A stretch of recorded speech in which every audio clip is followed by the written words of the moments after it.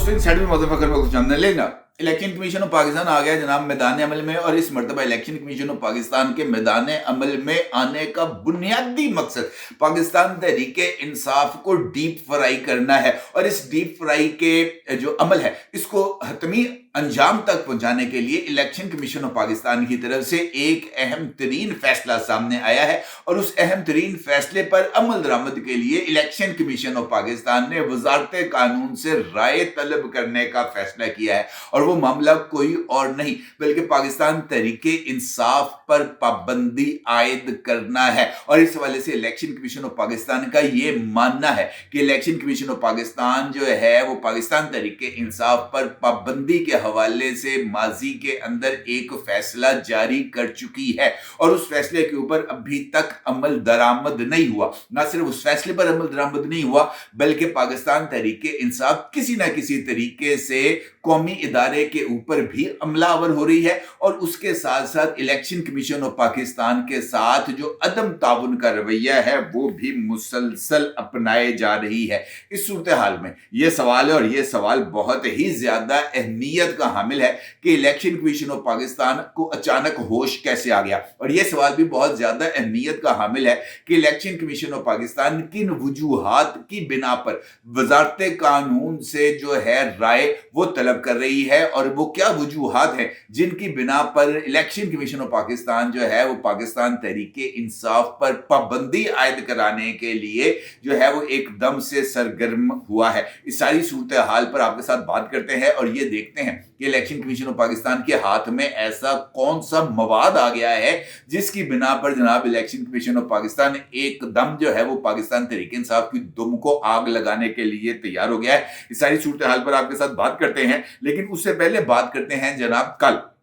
Adiala jail के बाहर होने वाली कुसुनमुखी की, और इस कुसुनमुखी के ऊपर इमरान अहमद खान न्याजी हाल मुकीम अडयाला जेल अल मारूफ इलामा अडयालवी साहब की तरफ से दिए जाने वाले रद्द अमल पर, क्योंकि ये बात तो आप सबके इल्म में है ही कि जनाब अडयाला जेल के बाहर जनाब शुएब शाहीन साहब खड़े होकर जनाब लेक्चर दे रहे थे, और वो लोगों को आगाह कर रहे थे कि जनाब जो है वो पाकिस्तान के अंदर जो इस वक्त सूरत हाल है उससे किस तरीके से इमरान अहमद खान न्याजी जनाब जो है वो सूरत हाल को लेकर बाहर निकलेंगे, और वो किस तरीके से पाकिस्तान के इस डूबती हुई नैया को पार लगाएंगे। वो इमरान खान के फजाइल से आगाह कर रहे थे चंद रिपोर्टर्स को, और पाकिस्तान तहरीके इंसाफ के लीडर जिनके अंदर नादिया खटक भी शामिल थी। इस दौरान फवाद चौधरी वहां से गुजरे हैं, और फवाद चौधरी ने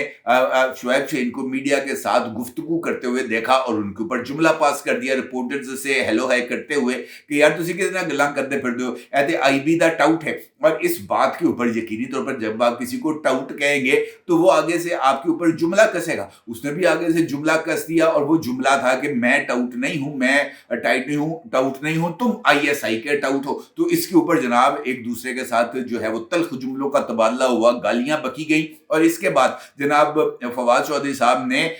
शुएब शाहीन साहब को भी थप्पड़ जड़ दिया, बिल्कुल वैसे ही जैसे उन्होंने समी इब्राहिम को टांट करा दी थी, वैसे ही जैसे उन्होंने जनाब मुबशर लुकमान को का मुंह सुजा दिया था, बिल्कुल वैसे ही जनाब उन्होंने शुएब शाहीन साहब को निशाने पर रख लिया है। शुएब शाहीन को थप्पड़ मारा, धक्का मारा, वो नीचे गिर गए, उनके कोहनी के ऊपर चोट आई। वहां पर जो रिपोर्टर मौजूद है उन्होंने कुछ दरमियान में बीच बचाव कराया होगा।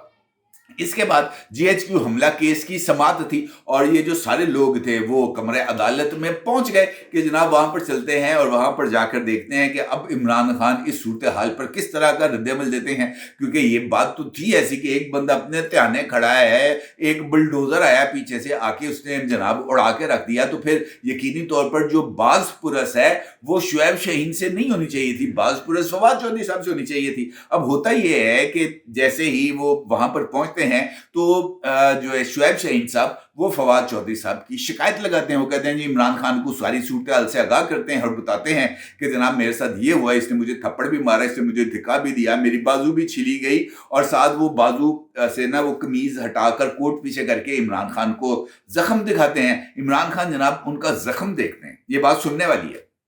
इमरान खान उनका जख्म देखते हैं, उनकी बातें सुनती हैं, और सुनने के बाद वो एक जुमला अदा करते हैं, एक लफ्ज अदा करते हैं, कहते हैं ओहो। फिर साथ ही वो उस बात को सुनी अनसुनी करते हुए शुएब शाहीन से उल्टा सवाल पूछते हैं कि वो जो इंसानी हकूक वाला केस था उसका क्या बना।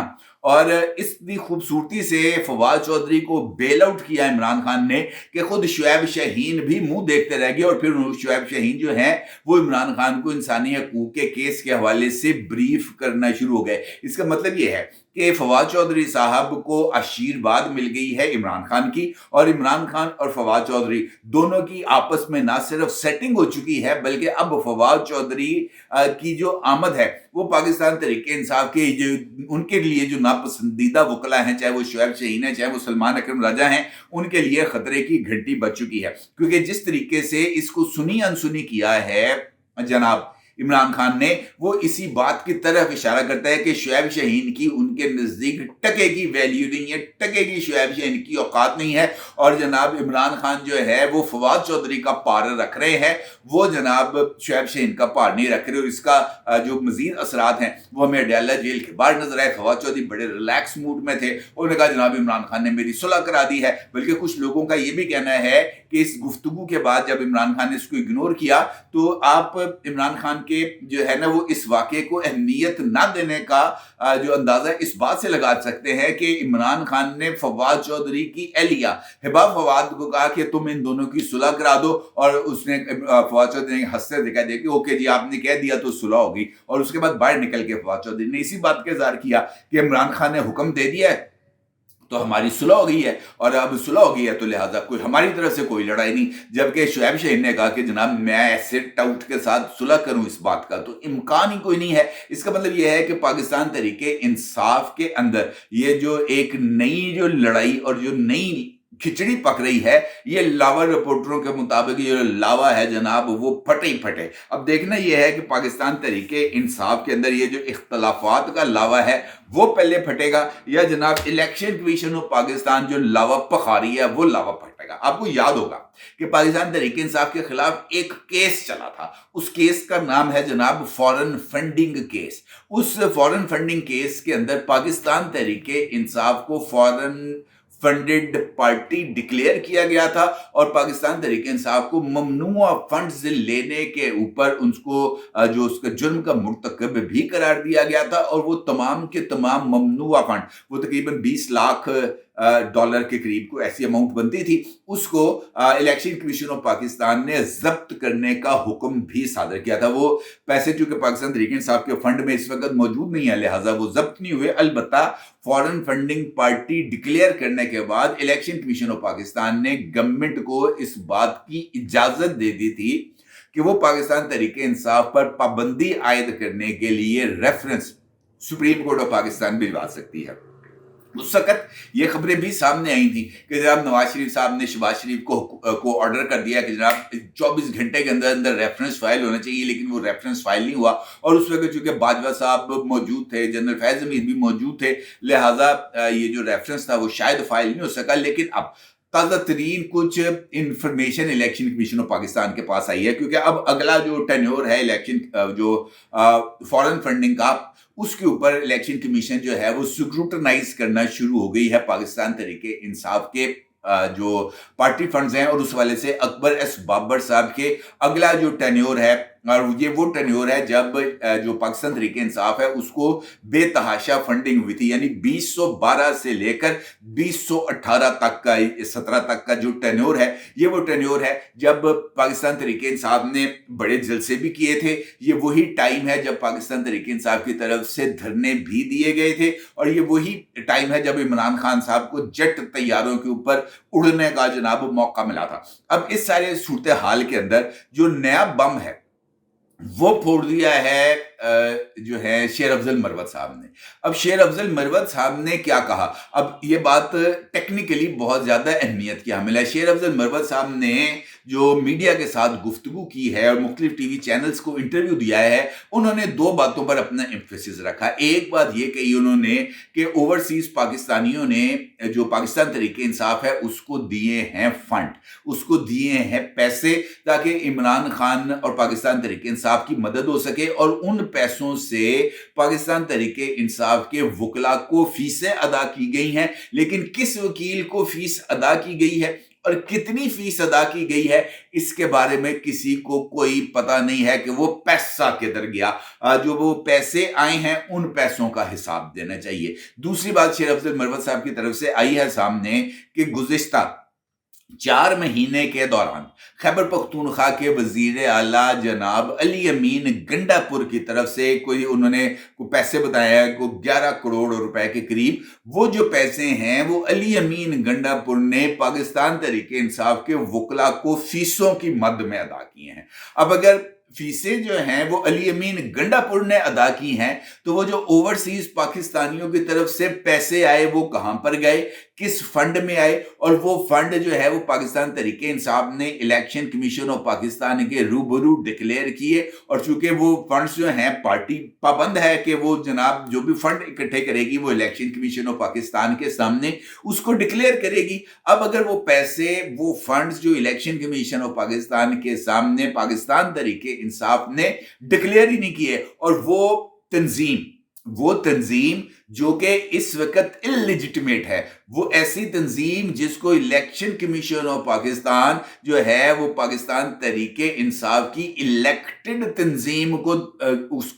उसका वो सर्टिफिकेट उनको नहीं दे रहा। एक ऐसा election party intra party election जिसको इलेक्शन कमीशन तस्लीम ही नहीं कर रहा, वो तंजीम ओवरसीज से पैसे ले रही है और पैसे लेकर पाकिस्तान के अंदर या बैरून मुल्क उसको इस्तेमाल कर रही है। अब इलेक्शन कमीशन ने इन रिपोर्ट्स की बुनियाद के ऊपर वजारत कानून को जो है वो उसको खत लिखने का फैसला किया है और वजारत कानून से राय तलब करने का फैसला किया है कि जनाब अब आपने हमें बताना है कि इस सूरत हाल में